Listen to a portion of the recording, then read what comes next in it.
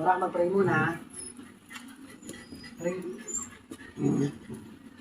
Panginoon, magandang tanghali po sa inyo. Salamat po sa biyaya na pinagay po sa amin sa mga sandali ito.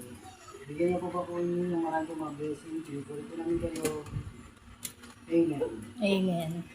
Cherry, labas ka na dyan eh. Kakain na. Siopang, pwesto na siopang. Pwesto na, pwesto.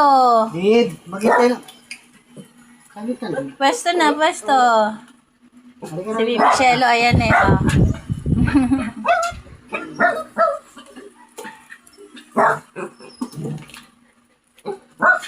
Ang dami niyo pala dyan. Ano yung batang pa kasi si Grace?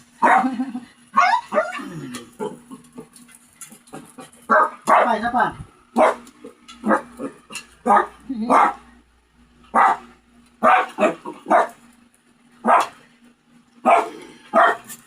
Kaya hindi pa sila kumakain kasi nga, inaayos pa na kanilang Papa Fernan yung kanilang pwesto. Para pag daw po, kanya-kanyang tapat na ng plato. Ayan.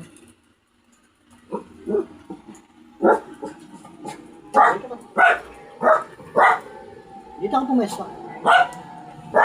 Kalalayo ako para kitang-kita sila pag ginuho mo.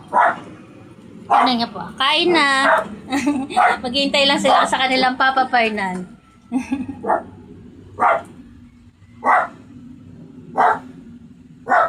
Ayan. Kain na raw, kain na. Dito pa isa.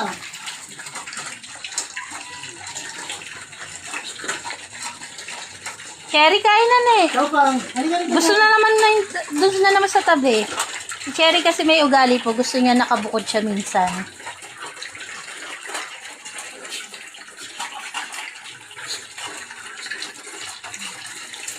Ayan ang aming 23 par babies. Sa nagtatanong po kung ilang beses silang kumakain, 2 beses po.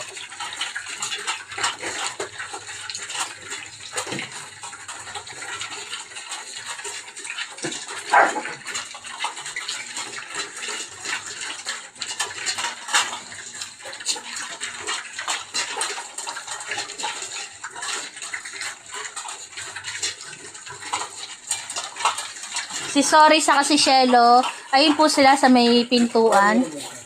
Sorry. Doon sila kumakain. Meron pong holder yung kanilang plato. Yan. Para hindi sila masyadong nakatungo. Kasi parehas po silang disabled, kaya meron pong holder yung kanilang kainan. Lolo, huwag ka na kasi pumunta sa plato ng lolo. Yan. Tapos yung naririnig yung tumatahol, kasi minsan pag naririnig na may tumatahol sa video namin, meron po talaga nagtatanong kung sino yung aso na tumatahol naman. Sa kapitbahay po namin yun, yung si Ronda. Cherry, dito ka. Siopang. Si Cherry po, ayun, dun kumakain sa ilalim. Kasi mas gusto niya po dyan siya kumakain. Eh, si Shelo, tahimik na po si Shelo basta busog na siya. Ayan po ang kanilang tanghalian. God bless po sa atin. Salamat po sa lahat ng tumapos ng aming video. Salamat po. God bless.